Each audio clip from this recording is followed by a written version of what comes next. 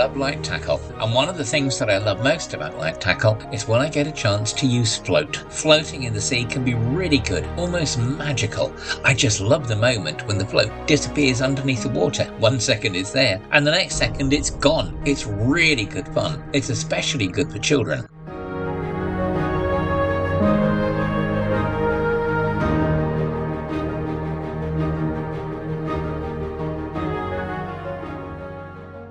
A lot of people use very basic float tackle, and there's absolutely nothing wrong with that. It gets a number of species from mackerel, herring, bass, pollock, all sorts. However, you can make the tackle a lot more efficient, and that's something I'm going to look at in this video.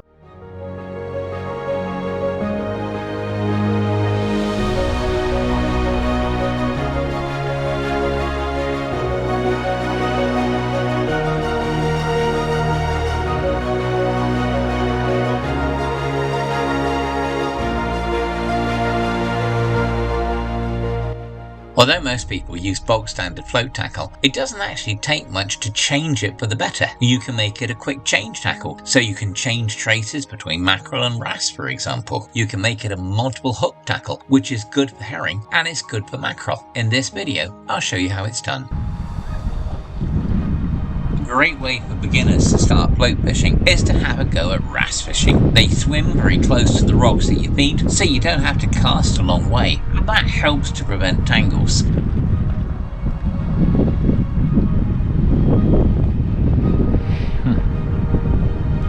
The thing with the wrasse fishing is sometimes you can do it virtually down at your feet. They have a tendency to hug the rocks. Oh, there we go. Little one just to start the ball rolling. There we go. Follows the usual pattern. A little cork-wing. Very often they come up first and then the other fish start following later. Excellent. So that's one done.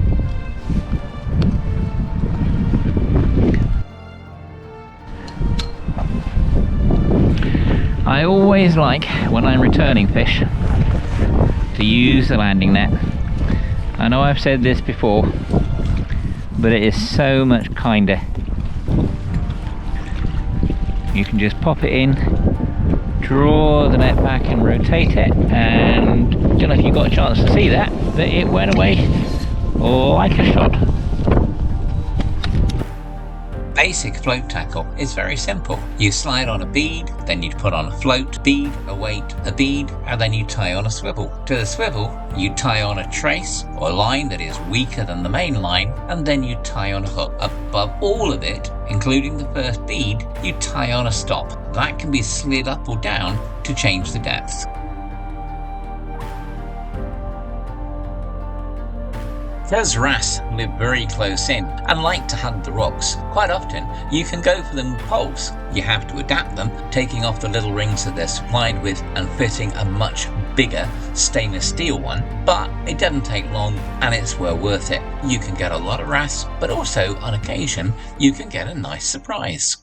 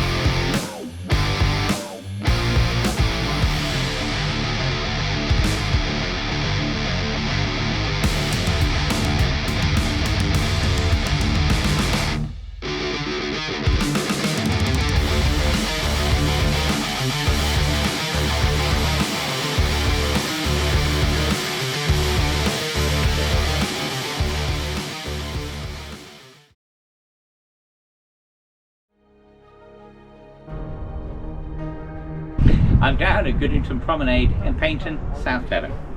just going to do a little bit of float fishing, and for today I'm starting off with just a basic float tackle. To try and make it a little bit more interesting, what I've done though is I've got it fitted onto an ultralight spinning rod. So a tiny little wand of a rod. Very good fun. So I'm going to start that off. We're waiting for the mackerel to come up a bit when the tide comes up. But at the moment, likely to be a few wrasse around. So I'm just going to have a start out for that. So hopefully I'll catch one or two.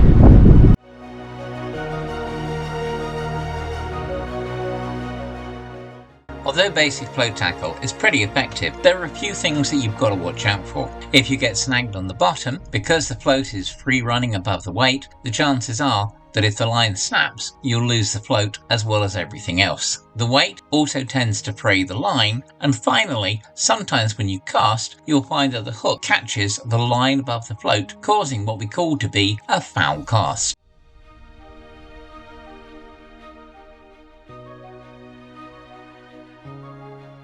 To stop the weight fraying the line, I usually make a wire link. You don't need a swivel above the weight, there's no twisting involved in that one, but you do need a swivel on a second eye below the weight. That usually sorts it out. You need a swivel for the trace, because if you're using fish baits like mackerel strip for species like mackerel and garfish, the trace will twist up and be useless pretty soon. The swivel stops that from happening.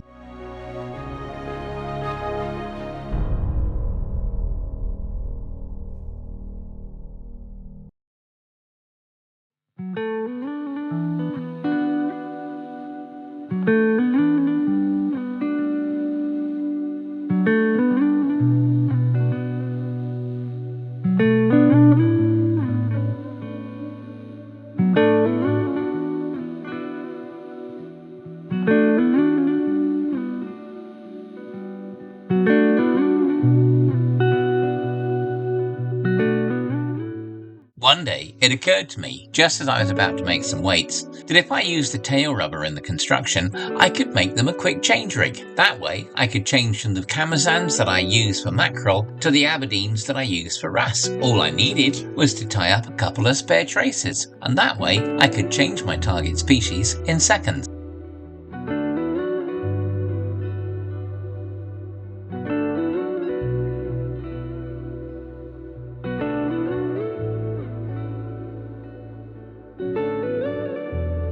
To stop foul casts, you've got two remedies. On the one hand, you can catch the line just before the float hits the water. The hook flies ahead of the float to avoid it catching. The second way is that you add a bobber stopper, an American device, to the actual tackle, somewhere in between the float and the weight. Basically, the bobber stopper raises the float. That way, the hook can't reach above the float to get caught, just physically can't do it.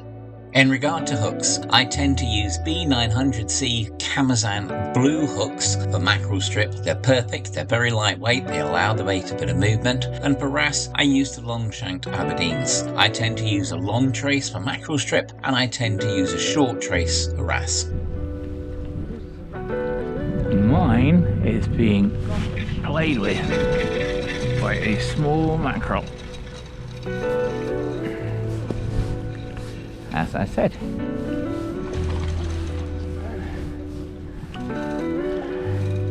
Very often, your little mackerel. It's not a mackerel. Oh, beautiful! Look at that! That is a lovely herring.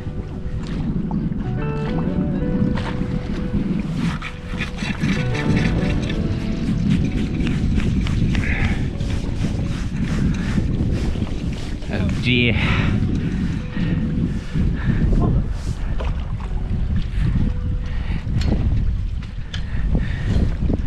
A little tiny pot. When you said small pot, is this what you meant? Yep. However, Hawk can be notoriously soft-bodied, so having an extendable landing net handle does mean that you can put the fish back in with a minimum of distress. And yes, it might be a small one now, but it could easily grow to be a 20-pounder over the Wrecks later. While the 2-hook tackle that I caught some of the mackerel, herring and pollock on was very successful, it tangled far more than I liked. I realised that if I used bimini booms or my T-booms supporting them underneath a float, it would be much more successful. So that's what I did. Hopefully the diagrams will show you how to make a T-boom. They're very, very effective, both from float but also on the bottom.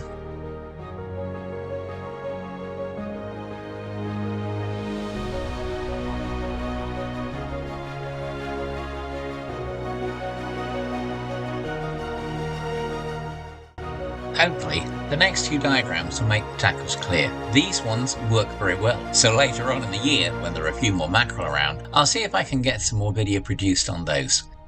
Thank you for watching. I hope you enjoyed it, or at least found it informative, and I look forward to one day perhaps meeting up on the bank. It would be nice to meet you. In the meantime, if you would like to subscribe to our channel, we really like it when people do. It's very much appreciated. Please click on the link. Thank you again for watching, and I hope that you enjoy the rest of your day. Goodbye.